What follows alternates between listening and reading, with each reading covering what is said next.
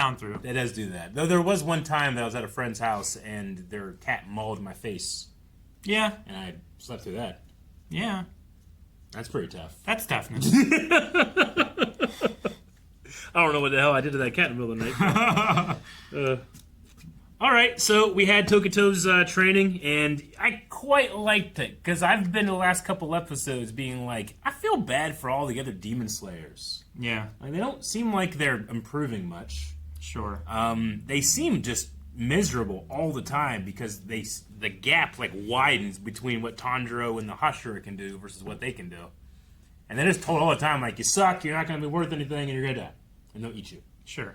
But this was at least, I don't know, I like the way that Tanjiro found a way for them all to actually enjoy themselves on an even playing field, even though I guess Tokito is pretty good at that paper airplanes. Yeah. Mm-hmm. I do think that they are improving slowly. Yeah.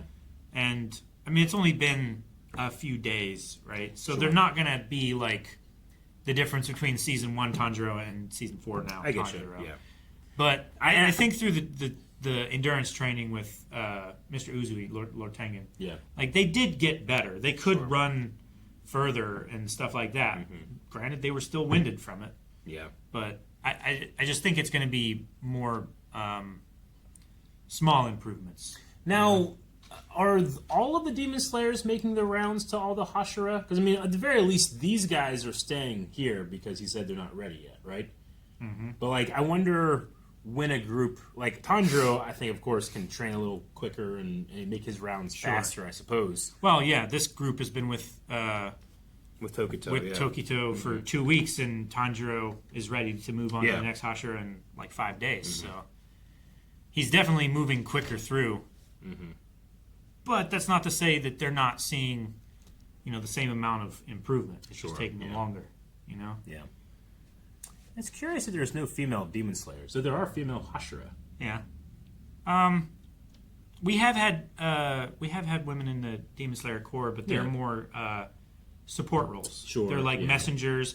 Cause, like at the butterfly insect place. Yeah. The Demon Slayer, I don't know what you'd call them. Like it was a messenger or courier is what they were called. Courier. The one that took him to the village. The village. I think that was a woman. I think so. Yeah. So they do. Gotcha. Probably, a lot less of that demographic in this kind of work, but Oro Kadaki is the one that is with Nezuko. I did just mention, like, I kind of want to see Nezuko, especially because she's speaking more. I mean, I quite love the show, but I feel like sometimes it can be a little guilty of sexualizing its female characters, and I would just like to have a little bit more development. Sure. With her. Yeah. I get you. Like, they're attractive, but I don't think they're sexualized in the same way that Naruto female characters are. Sure, I get you. Yeah. To where they're literally talked about by characters being a certain way. Yeah. No, I get you. Yeah, they certainly get way more to do in this show than they do in Naruto. You're right. Okay. Okay. Well, I quite enjoyed this. I'm probably even more looking forward to Mitsuri training. Yeah. Because I think Tanjiro is good at dealing with tough, rigorous training, but what will that be like? Mm-hmm. What if he has to battle the greatest battle he's ever dealt with, which is obesity?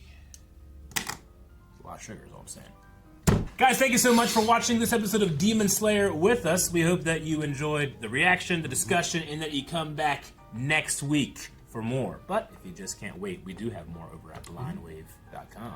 We can go find out what that training's like right now.